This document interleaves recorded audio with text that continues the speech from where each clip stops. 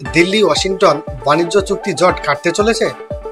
America যুক্তরাষ্ট্রের প্রশাসনের নয়া সিদ্ধান্ত অনুযায়ী ভারতের অর্থনীতিতে আসতে চলেছে এক বিশাল স্বস্তি। আমেরিকা যুক্তরাষ্ট্র ভারতের যে শুল্ক সেটা 35% কম করতে চলেছে। অর্থাৎ আপনারা সবাই জানেন যে এবছরের গোড়ার দিকে ডোনাল্ড ট্রাম্প ভারতীয় পণ্যের উপরে 50% ট্যারিফ লাগিয়েছিলেন। তাহলে সেই 50% থেকে কমে কি 10 থেকে 15% হতে চলেছে, এমনই রিপোর্ট আন্তর্জাতিক সংবাদ মাধ্যমে প্রকাশিত হয়েছে।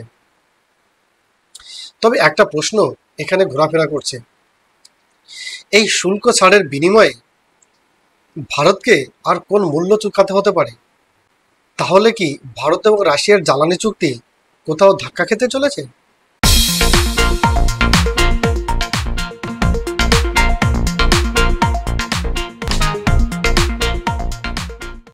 রাশিয়া এবং ইউক্রেনের যুদ্ধ শুরু হয় এবং তখন থেকে এই যে বিশ্ব জ্বালানিতে চলে আসে এক বিশাল অস্থিরতা।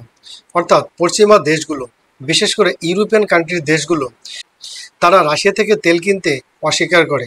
এমতো অবস্থায় যুদ্ধের অর্থ যোগান থেকে শুরু করে রাশিয়ার অর্থনীতিকে চাঙ্গা রাখতে রাশিয়া কম দামে তেল বিক্রি করতে শুরু করে, আর ভারত এই সুযোগটি নেয়।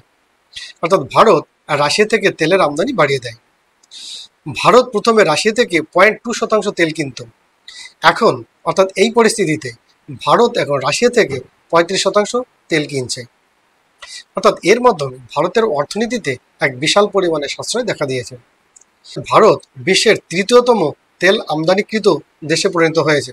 অর্থাৎ আমেরিকা এবং চীন তার পরবর্তীতে ভারতের নাম এসে যাচ্ছে।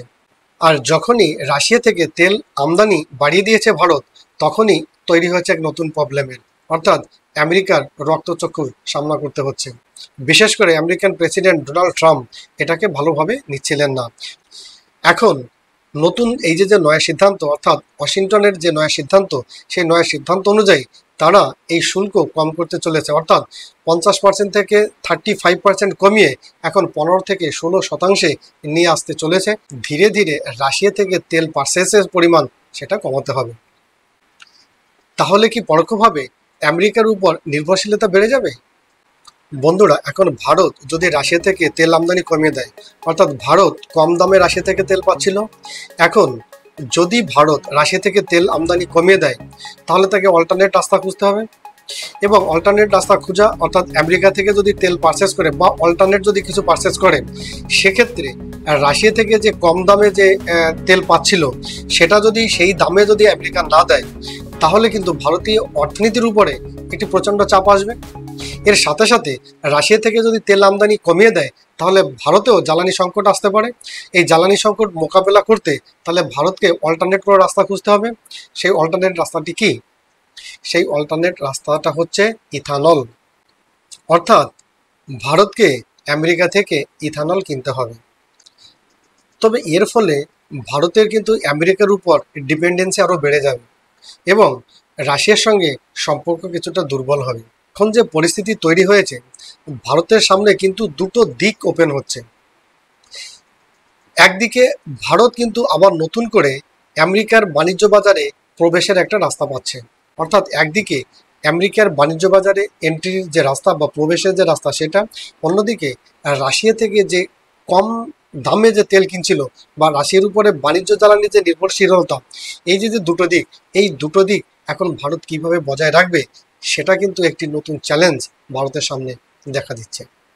এই যে পরিস্থিতি, অর্থাৎ একদিকে আমেরিকা এবং একদিকে রাশিয়া, এই দুই দেশের মাঝে ভারত কিন্তু গড়ে তুলেছে মাল্টিপোলার ডিপ্লোমেসি। অর্থাৎ এই মাল্টিপোলার ডিপ্লোমেসি এটাই ভারতের নীতি। অর্থাৎ ভারত এখন কোনো একক শিবিরের উপরে বেশি ডিপেন্ডেন্সি না হয়ে ভারত তার দেশের স্বার্থ রক্ষা করে সে কোন দেশ থেকে ব্যবসা বাণিজ্য রাখবে, কোন দেশের সঙ্গে বাণিজ্য সম্পর্ক এগিয়ে নিয়ে যাবে, সেটাই ঠিক করবে।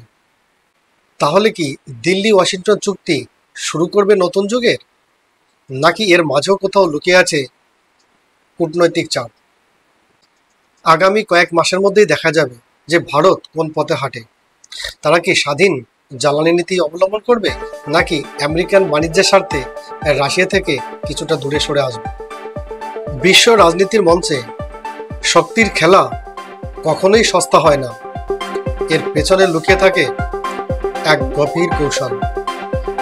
আজ এই পর্যন্ত। ভিডিওটি যদি ভালো লাগে তাহলে অবশ্যই লাইক, শেয়ার এবং কমেন্ট করে আমার পাশে থাকুন, এবং যদি এই ধরনের ভিডিওর প্রতি আপনাদের আগ্রহ থাকে তাহলে আমার চ্যানেলটিকে ফলো করুন। Thank you.